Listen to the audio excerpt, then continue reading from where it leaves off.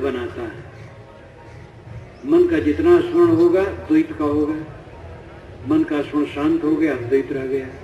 गाढ़ी नींद में कोई स्मरण नहीं रहता तो आत्मा अकेला है, और जागते जागते जो समाधि में स्मरण शांत कर देता वो अद्वैत हो जाता, अकेला हो जाता है।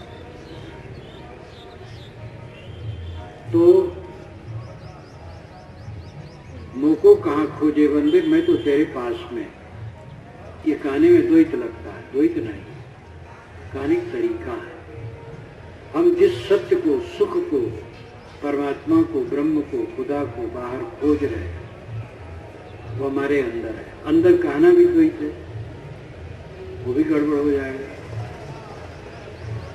बच्चा को गोद में लेकर के पिता कहता है देखो बेटा वो तारा है, वो दो पेड़ों के बीच में जो शाखा गई है और पत्ते नीचे झुके हुए हैं उसी के नीचे जो चमकता है, तो ना तारा दो पेड़ों के बीच में है, न शाखा के नीचे है, न पत्ते के नीचे है।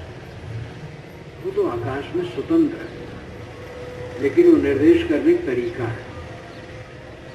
ऐसे निर्देश करने का तरीका है कि तुम्हारे हृदय में वो खुद तुम स्वयं हो, जेको खोजत सो हम खुद ही यह नहीं जान पाए। जिसको हम खोजते हैं हम स्वयं खुद हैं, लेकिन इस तथ्य को हम समझते नहीं। अपने आत्मा को पहचाने। आप शुद्ध बुद्ध चेतन है, अमर आत्मा है। अब आप ही के लिए ब्रह्म ईश्वर परमात्मा सब विशेषण उपदृष्टानुमंता च भर्ता भोक्ता महेश्वरा परमात्मेत्यापितो देहे अस्मिन् पुरुषा परा। ये गीता में आता है। उपदृष्टा का अर्थ है निकट बैठकर देखने वाला, अनुमंता का अर्थ है राय देने वाला। उपदृष्टानुमंता च भर्ता भरण पोषण करने वाला, भोक्ता सुख दुख भोगने वाला, महेश्वर महान ईश्वर, परमात्मेत परमात्मा कौन है? ये प्रकृत पार आत्मा ही। देहे अस्मिन् पुरुष परा, अस्मिन् देहे, इस देह में रहने वाला जो पर पुरुष है। पर पुरुष का मतलब है प्रकृति से अलग, देह से अलग, पर ऊंचा उठकर। पुरुष, पुरुष यानी आत्मा। पुरुष, पुर नाम आगे उष नाम जलाना, आगे आगे जो ज्ञान प्रकाश करता रहता वो आत्मा तू है। शब्द अलग अलग है, आत्मा, रूह, सोल, ब्रह्म, परमात्मा, ईश्वर, खुदा, गॉड, जितने बड़े बड़े शब्द हैं वो जीव में ही चरितार्थ होंगे। ब्रह्म, ईश्वर, परमात्मा, खुदा, गॉड, ये जीव में ही चरितार्थ होंगे और कहीं चरितार्थ नहीं होंगे। जीव सादा शब्द है, जैसे मनुष्य सादा शब्द है। मनुष्य के बाद वो माता है, पिता है, डिप्टी है, कलेक्टर है, साधु है, गुरु है, डॉक्टर है, इंजीनियर है, सब आलम की तरह है। लेकिन सादा ढंग से क्या है? मनुष्य। ऐसे सादा ढंग से जीव है, वो जीव ही शिव है, जीव ही ब्रह्म है, और जीव ही राम और परमात्मा है। जीव ब्रह्म न परा, ये वेदांतियों ने भी कहा। जीव एव ब्रह्म, जीव एव ब्रह्म न परा, जीव ब्रह्म ही है, दूसरा नहीं। तो आप अपने को तुच्छ न समझें, आप अपने को दुखी न समझें। जान मान मान करके दुखी बेकार में अपने की स्त्री मानते, पुरुष मानते, काला मानते, गोरा मानते, हिंदू मानते, मुसलमान मानते, ब्राह्मण शूद्र मानते हैं, बैकवर्ड फॉरवर्ड मानते हैं, ज्ञानी अज्ञानी मानते हैं, योग्य अयोग्य मानते हैं, धनी निर्धन मानते हैं। मान मान बंधन तरा, निज कर्तव्य आप बधावा, जो 16 रनी गयो कीट कुश्यारी माज, वैसे गतिया जीव की भई दिवस ते सांझ। मान मान करके जीव बंधन में ग्रसित है, अपने को सब में जोड़ जोड़ करके क्लेशित है। सुबह लाल मिर्ची खाने के चक्कर में चरखी पर बैठा, चरखी घूम गई, फंस गया, और मधु रेशम का कीड़ा अपने शरीर से रेशम निकाला और निकलता गया सूत, और कोशा बनता गया, उसी में सो गया और मारा गया। ऐसी गति आजीव की भई दिवस की सांझ। इस जीव की दशा यही है, दिवस के सांझ हो गई, ज्ञान से अज्ञान में आ गया, मान मान करके चीटी चावल ले चली, बीच में मिल गई दाल। कहें कबीर संसो पड़ा, एक ले दूजी दाल। चीटी चावल लेके चली, बीच में दाल मिल गई, दाल का लोभ हो गया, खड़ी हो गई। अब उसके समझ में नहीं आता रहा कि क्या करूं। चावल छोड़ना नहीं चाहती थी, दाल लेना चाहती थी। साहब आ गए, साहब ने कहा एक ले दूजी डाल, एक ले दूसरा छोड़, दोनों नहीं ले पाएगी। ये बात समझाने की कहावत है। जीव शुद्धता लेकर के आया और यहां माया मिल गई, बस भूल गया। जन्म होता है साफ पाक सरल, दुनिया का उसे ज्ञान नहीं। धीरे धीरे एक एक चीज का परिचय होता है और मोह माया बढ़ता है और जीव दुखी होता चला जाता है। शुरू से ही तो बोध नहीं होता है, समझ में आए और फिर संभल जाए कि इस संसार में जो चारों तरफ बहुत परिचित दिखते हैं, उनमें एक भी व्यक्ति मेरा नहीं है और एक वस्तु मेरी नहीं। बिल्कुल झूठ, अंत में सब झूठ होकर के रह जाएगा। और इसका उदाहरण प्रत्यक्ष है। बाबा दादा और परपाजा जिनकी या कोई भाड़े हो, आधर वे हिव की फूटी तिनका है सब छाड़े हो। इस संसार सार को धंधा अंतकाल कोई नहीं हो। उपजित बिरसत बार न लागे जो बादर की छाई हो। नाता गोता कुल कुटुंब सब इनकर कौन बढ़ाई हो। काहे कबीर एक राम भजे बिन बोरी सब चतुराई हो। जितने सगे संबंधी उठ उठ के चले गए, दादे बाबे यित्वते स्वागता मथुरापुरी, रघुपते स्वागतोत्तर कौशला, इत विचिंतमना कुर्सी स्थिरम नस्विदम जगतित्यवधारे। श्री कृष्ण महाराज के मथुरा का ऐश्वर्य कहाँ गया, महाराज राम के अयोध्या का ऐश्वर्य कहाँ गया। आप अपने लिए सोचिए, आपको क्या करना है। जो मिला है झूठ होके रह जाएगा, और जब झूठ लगने लगेगा तो आप कुछ कर नहीं पाएंगे। अब अभी झूठ नहीं लग रहा, मरने के समय झूठ लगेगा कि सब छूट रहा है, तब कुछ करने लायक नहीं रहेगा। अब अभी कर सकते हैं, मोह छोड़ करके रह सकते हैं। अब अभी सच लग रहा है, जो पहले समझ ले वो समझदार है। आज अवसर है और समझ ले, और झूठ झूठा कैडार हो मिथ्या यह संसार। ते कारण में कहता हूँ जाते हुए बार, साहब कहते झूठा है, झूठा करके छोड़ दो। मैं इसलिए कहता हूँ जिससे तुम्हारा उद्धार हो जाए। यह दृष्टि जिसको मिल जाती है पक्की, वो भटकता नहीं। ये दृष्टि कैसे मिलेगी? सुनोगे, समझोगे, पढ़ोगे, मनन चिंतन करोगे और अभ्यास करोगे, तब ये दृष्टि जमेगी। जान लेने से खाली नहीं बनेगा। जानो, समझो, मनन चिंतन करो निरंतर, और पकते पकते जब ये दृष्टि पक जाएगी, चित्त से नहीं उतरेगा, सदैव दृढ़ रहेगा। साधना का विषय कहीं भी कमाई की जरूरत है, बिना कमाई के कुछ नहीं होता। खेती में जो कमाई नहीं करेगा अन्न क्या होगा? दुकान पर जो मेहनत नहीं करेगा तो दुकान से क्या आमदनी होगी? कारखाना कोई खोले और मेहनत न करे तो क्या कारखाना करेगा? हर जगह मेहनत की जरूरत है। जब इसमें स्वाध्याय, चिंतन, मनन, सेवा, भक्ति, ज्ञान, वैराग सभी लक्षणों को परिपक्व करने के लिए परिश्रम करेंगे तो वो दशा अपने आप आ जाएगी। हमें जगने की जरूरत है। जीवन की सफलता है बोध और शांत। यथार्थ बोध हो और शांति मिले। वेदांत की भाषा में कहते हैं कि गुरु करना चाहिए श्रोत्री ब्रह्मनिष्ठ। पारखी की भाषा है बोधवान और रहनी संपन्न। दोनों का शब्द अलग अलग है, बात एक है। श्रोत्री का मतलब है बहुत सुना हुआ। पहले जमाने में पुस्तकें नहीं थी। वेद की जब रचना हुई है उस समय कोई पुस्तक नहीं थी। लिखना पढ़ना लोग नहीं जानते थे। ऋषि मंत्र रष्टा मनन करते थे और शिष्यों को सुनाते थे और गुरु शिष्य के बीच में प्रवाह रूप में चलता था। अभी हदीस जो लिखे गए हैं हजरत मोहम्मद के बाद सुन सुन करके लिखे गए हैं, उन्होंने उनसे सुना और हदीस में लिखा गया ऊपर ऊपर कि मैंने सुना है कि हजरत मोहम्मद ने उनसे कहा तो उन्होंने उनसे कहा, उनसे मैंने सुना।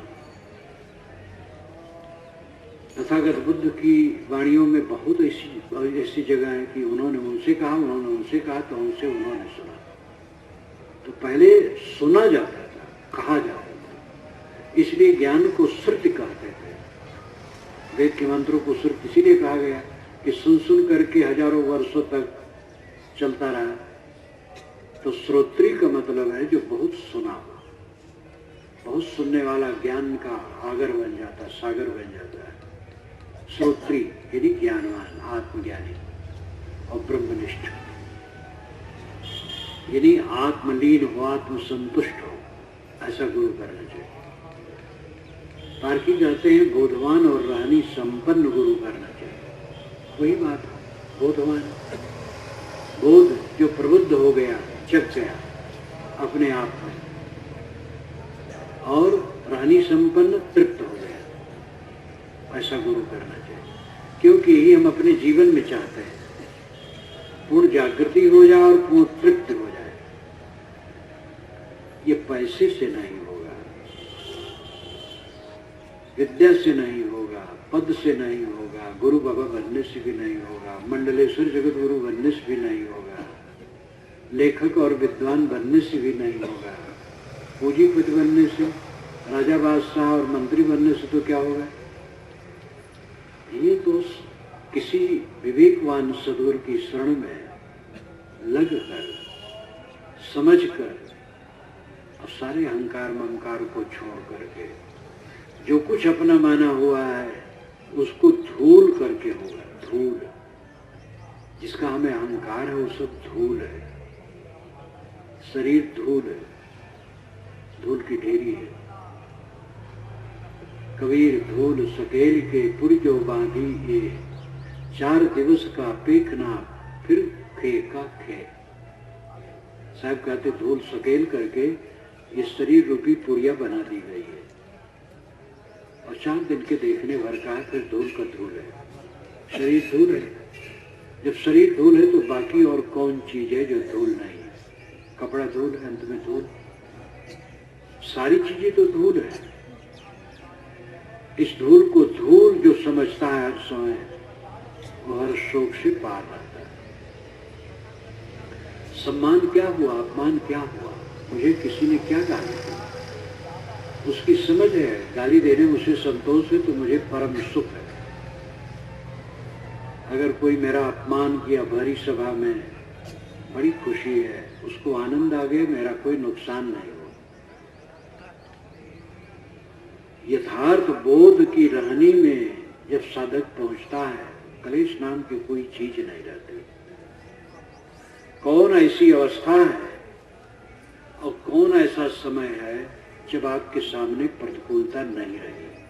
ये सोचो, बचपन जन्मे के टट्टी पेशाब में पड़े, माता न संभाले तो मरी जाए बच्चा, और संभालते संभालते हरदम के करता रहता, रोता रहता है। थोड़ा बड़ा हुआ तमाम भय, पढ़ने लिखने लगा अध्यापक का भय, और बड़ा हुआ तो हरदम ये चीज मिलेगी कि नहीं, पद मिलेगा कि नहीं, नौकरी मिलेगी कि नहीं, व्यवसाय होगा कि नहीं, सब समय भय। और जब काम करता तब भी भय। पूरा जीवन भय से त्रस्त है।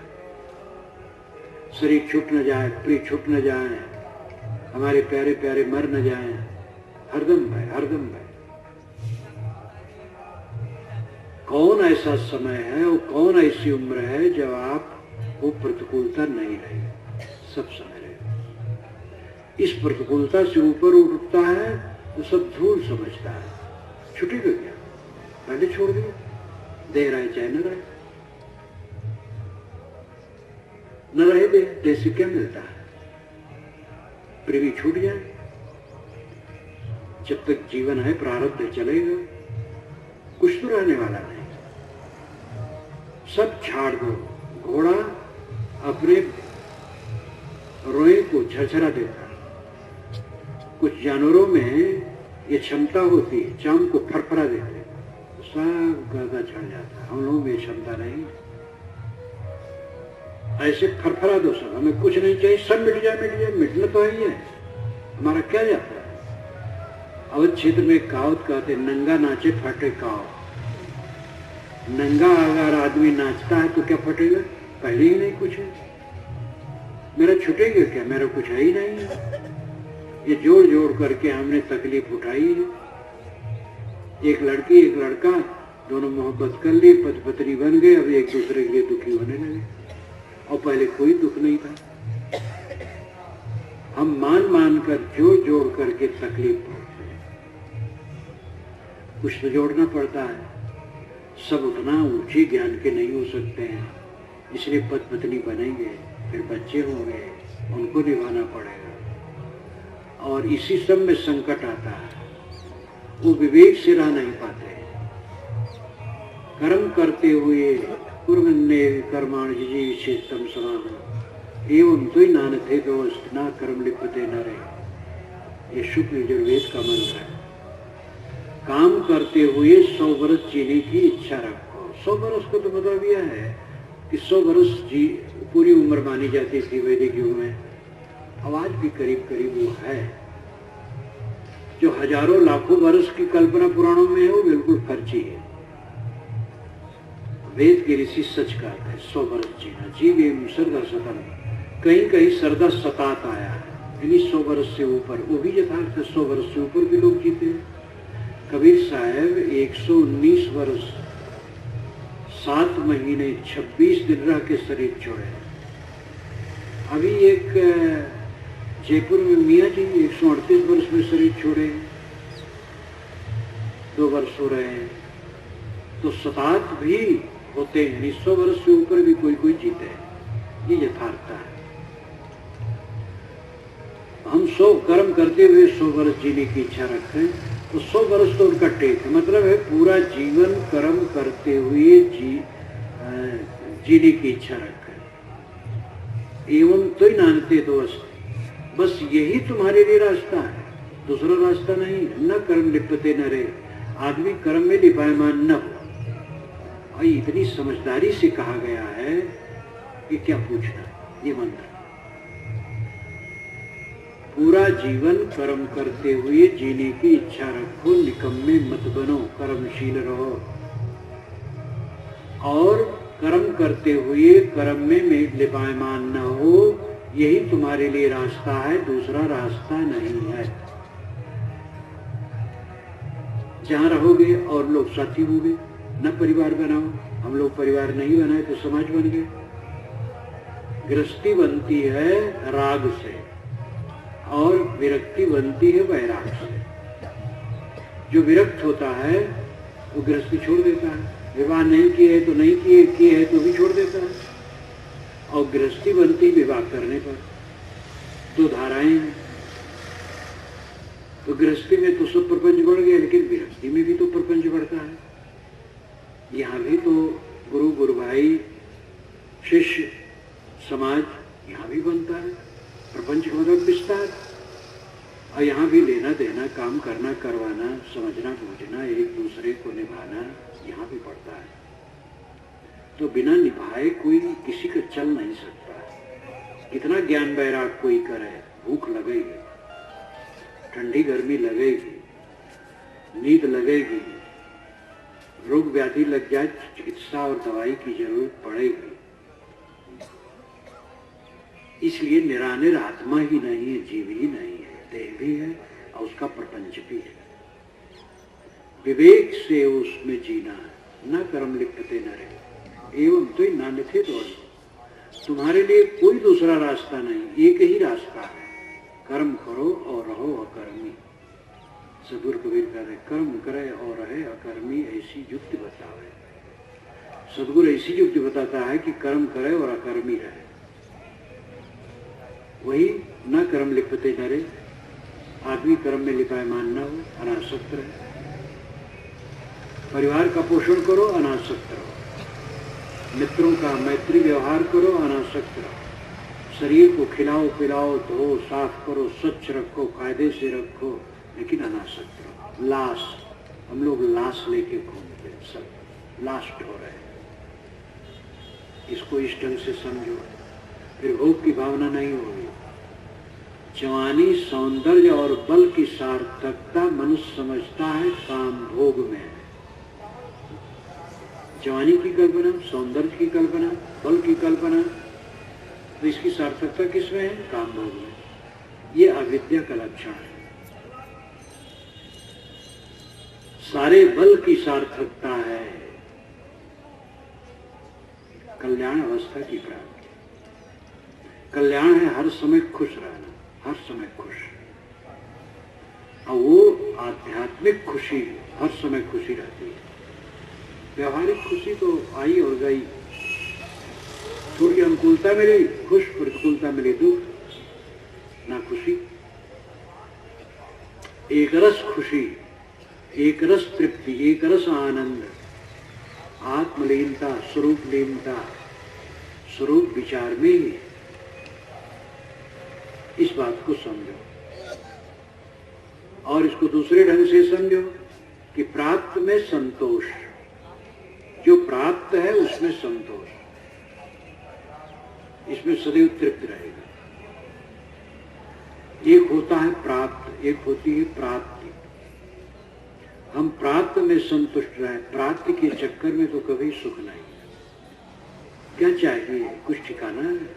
मन की लंबी लंबी वासनाएं होती है और उस वासना में आदमी भटकता है। आजकल तो ये, आज तक यही तो किया। एक मनोहर कहानी है। जंगल में एक संत रहते थे कुटिया बना करके, तो वहां एक चूहा रहा करता था, मोटा ताजा। अवन खाया और महात्मा तो अहिंसक, मारने कोई बातें नहीं, खूब उछलता कूदता रहे। गांव से एक दिन बिल्ली आ गई, तो बिल्ली का तो आहार चूहा, वो खुश हो गई, यहाँ शिकार मिलेगा, आने लगी। तो जब वो आवे, चूहा घुस जाए बिल में। तो एक दिन चूहे ने महात्मा से कहा, महाराज मैं इससे बिल्ली से बहुत परेशान हूँ, आप मुझे बिल्ली बना दीजिए तो बिल्ली का डर खत्म हो जाए। तो कह जा तो बिल्ली बन जा, तो बिल्ली बन गया। अब बिल्ली आवे तो बिल्ली से क्या डरे। गांव से एक दिन कुत्ता आ गया और डपटा जोर से, जाकर के कहा महाराज जी तो बहुत परेशानी आ गई। कुत्ता आ गया, मुझे कुत्ता बना दीजिए। तो कुत्ता बना दिया। कुत्ता पड़ा था दरवाजे पर। एक दिन देखा जंगल से हाथी निकला मस्त। हाथी की चाल आप जानते हैं, क्या पूछे। वो तो खुश हो गया, जा करके कहा महाराज आप मुझे हाथी बना दीजिए तो सबका डर खत्म हो गया। महात्मा ने हाथी बना दिया। एक दिन राजा ने देखा तो मंत्री से कहा भाई तो फंसाने लायक है, बहुत बढ़िया हाथी है। फंसाया गया और सिखाया गया, सवारी होने लगी। एक दिन उस पर बैठ करके राजा और रानी दोनों जा रहे थे। तो हाथी ने सोचा राजा बैठा है, पुरुष है, ठीक है, रानी स्त्री होकर के कैसे बैठी है। तो देह को जोर से हिलाया और दोनों नीचे गिर गए। तो राजा झट से उठा और रानी धूप झाड़ने लगा और कहा तुम्हें चोट तो नहीं आ गई। हाथी देख रहा था तो उसको लगा रानी होने में बड़ा सुख है, राजा जिसकी धूल झाड़े और सेवा करे वो सबसे बड़ी बात है। तो गया कहा महाराज आप मुझे रानी बना दीजिए। महात्मा ने कहा तुम्हारी तृष्णा रुक ही नहीं रही, चलो फिर से चूहा बनो। फिर चूहा बना दिया। ये बात भी समझाने की है। चूहा बिल्ली कुत्ता हाथी न इतना जान सकते हैं, न वो मनुष्य की भाषा बोल सकते हैं, और न कोई महात्मा ऐसा बना सकता है। कहानियां सब गढ़ी होती हैं बातों को समझाने के लिए।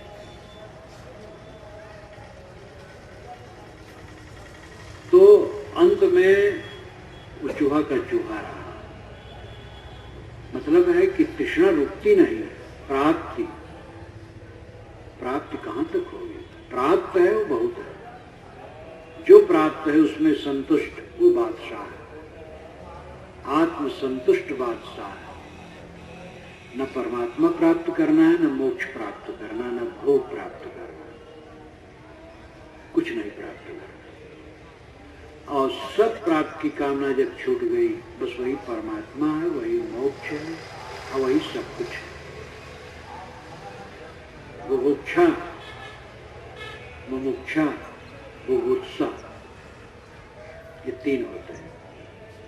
बुभुक्षा भोग की इच्छा, मुमुक्षा मोक्ष की इच्छा, बुभुत्सा जानने की इच्छा।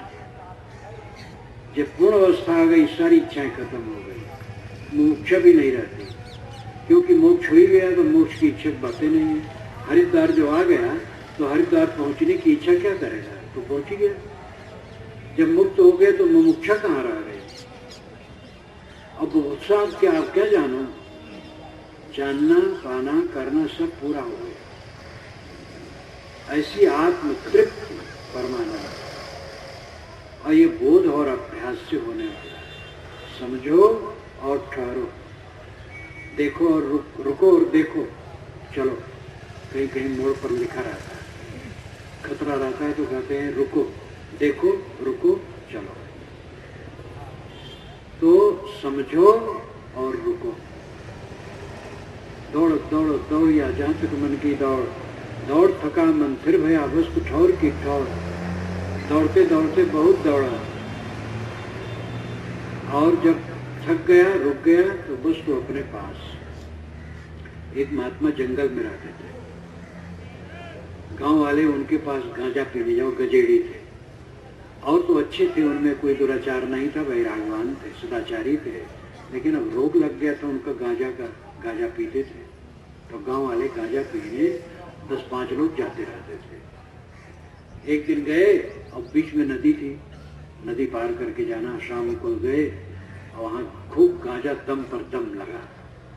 रात आधी रात से ऊपर हो गया और सब गजेड़ी मस्त गांजा लौटे। नौका वाला तो चला गया था, समझा कोई। डंडा वहां बल्ली रखी थी और खूटे में बधी थी नौका। सब बैठे, एक ने बल्ली मारना शुरू किया। 2 मिनट में उधर पहुंच जाते थे, छोटी सी नदी थी। अब 15 मिनट हो गए बल्ली मारते मारते।